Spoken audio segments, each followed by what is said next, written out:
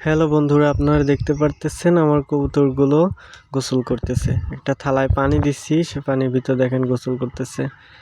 এই যে কবুতরটা গোসল করতেছে এর হলো ডিম রয়েছে, ঠিক আছে। তা যখন কবুতরগুলো ডিম পাড়ে তখন দেখা যায় যে কবুতরের গোসল করার প্রবণতা বেড়ে যায়, ঠিক আছে। তারা নিজেকে আরও বেশি পরিষ্কার পরিচ্ছন্ন করে রাখে। তা আপনারাও চাইলে গোসল করাতে পারেন, তাহলে দেখবেন যে কবুতরগুলো সুস্থ থাকবে অনেক। হ্যাঁ, আর ডিমগুলো খুব ভালো ফুটবে। দেখেন কত সুন্দর করে গোসল করতেছে।